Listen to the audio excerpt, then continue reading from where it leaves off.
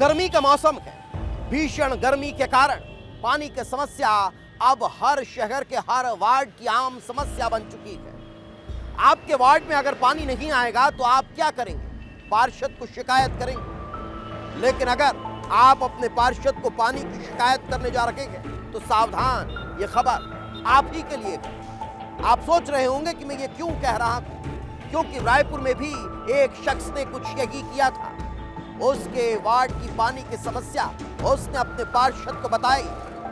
उसके बाद जो हुआ, उसने पूरे शहर वालों को झकझोर कर रख दिया, क्योंकि सिर्फ पानी की परेशानी पार्षद को बताना उस युवक के लिए काल साबित हो गया और पार्षद ने उसकी हत्या कर उसके शव को रेत में दफना दिया। ये रिपोर्ट देख लीजिए।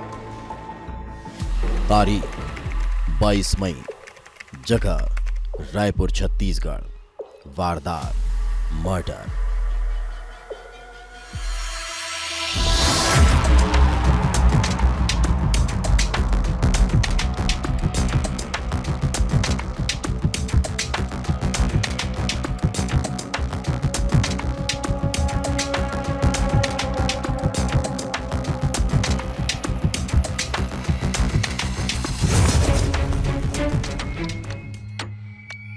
छत्तीसगढ़ की राजधानी रायपुर और रायपुर का मंदिर हसौद इलाका।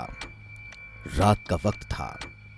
इंदिरा कॉलोनी में रहने वाला भुवनेश्वर यादव घर से निकलता है, लेकिन फिर लौट कर नहीं आता, बल्कि कुछ ऐसी खबर मिलती है कि परिवार सन्न रह जाता है।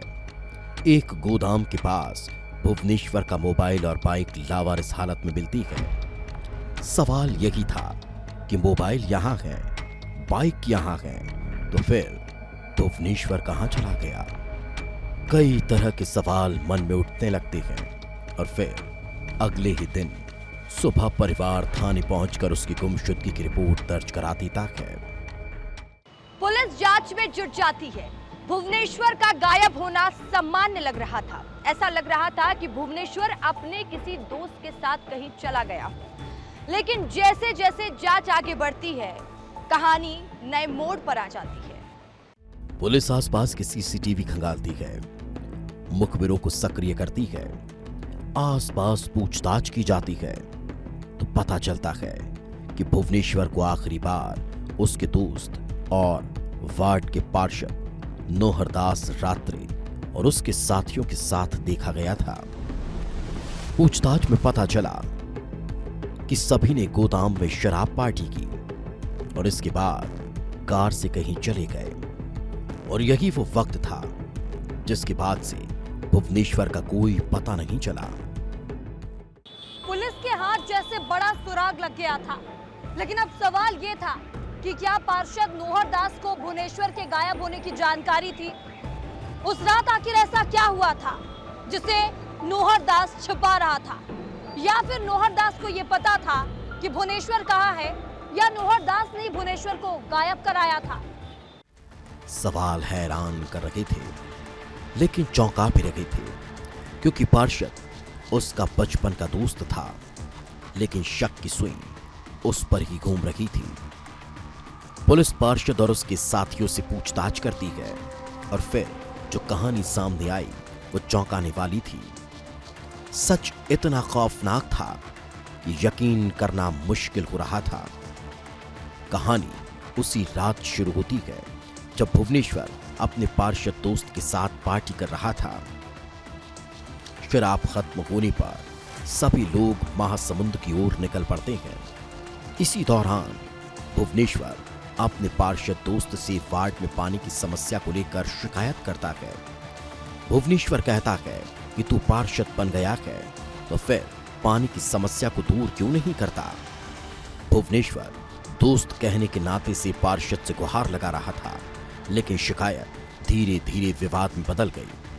भुवनेश्वर और पार्षद के बीच हाथापाई होने लगी, जिसके बाद पार्षद नोहरदास ने अपने साथियों के साथ मिलकर भुवनेश्वर को इतना पीटा कि उसकी सांसें थम गई। दिनांक 23 तारीख को दोपहर 12 बजे मंदिर हसौद थाने में एक गुमशुदा इंसान की सूचना प्राप्त हुई थी, जिसमें गुमशुदा इंसान की पत्नी ने आकर यह रिपोर्ट मंदिर हसौद थाने में दर्ज कराया था कि उसका पति जो भुवनेश्वर यादव है जो कि मोने डिस्पैच में ट्रेन ऑपरेटर का काम करता है, और आखिरी दिन लगभग 10 बजे के आसपास उससे अंतिम बार बात हुई। उसके बाद से उसका कोई अता पता नहीं चल रहा है। तो पुलिस ने इस मामले में गुमशुदगी का मामला दर्ज करके मंदिर रिसोर्ट पुलिस ने उसमें जाँच चालू किया। पुलिस के होश उड़ चुके थे।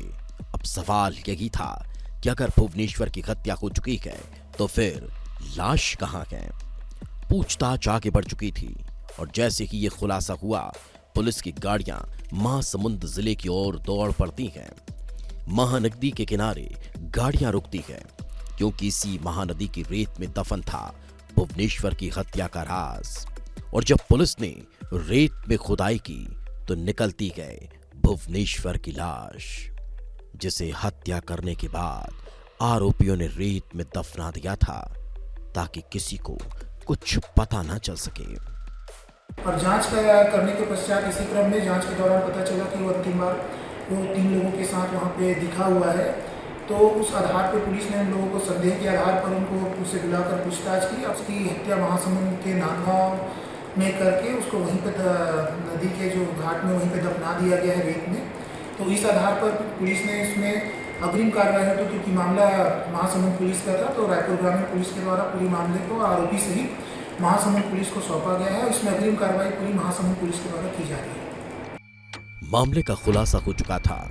पार्षद समेत 4 आरोपियों को पुलिस ने गिरफ्तार कर लिया, लेकिन जैसे ही खबर गांव वालों को मिली, हैरान रह गए क्योंकि गांव पानी की किल्लत से जूझ रहा है। हर तरफ जल संकट है और इसकी शिकायत करना युवक को भारी पड़ गया। पार्षद को पूछे तो सब जन यहाँ आवत रही जावत रही हाल चाल पूछत रही से पार्षद एको दिन नहीं ऐसे तो हमन मन के पूरा पारा मोहल्ला वासी मन है ना एकदम गुस्सा हो गए कि कैसे लड़का इतना दिन हो गए पता नहीं चलत करके ना। हमारे 200-250 आदमी वहाँ पुलिस थाना घेराव करें कि हमारे लड़का किस कहाँ। और आखिरी बार एकरे सन देखे रही से और आखिरी बार एकरे से सन बैठे उठे है, लास्ट लोकेशन एकरे साथ है, इसे करके तो वो है ना मतलब ना ये मन मतलब कुछ कर दी ऐसने में नहीं जाऊँ कहीं ना। और बाद में हमारे घर में भी नहीं आए, वो थाना में मिले है। ये कुछ सुनता ही नहीं है। पुलिस वाले इनके हाथ में पैसा फेंक देता है, हम लोग का सुनता नहीं है। तो हम लोग गरीब है, कहाँ से पैसा देंगे। ये डीजल पेट्रोल में चोरी वाले काम करता है, इसके पास हमेशा पैसा रहता है तो पैसा में बिक जाता है पुलिस वाले भी।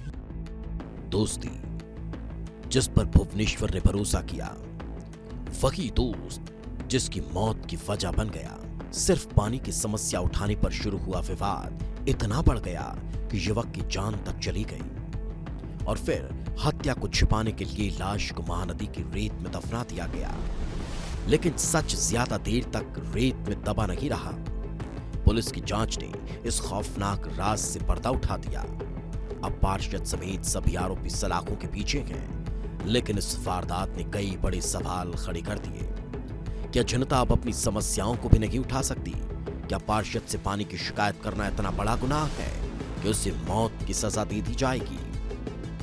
विस्तार न्यूज के लिए अभिषेक तिवारी की रिपोर्ट।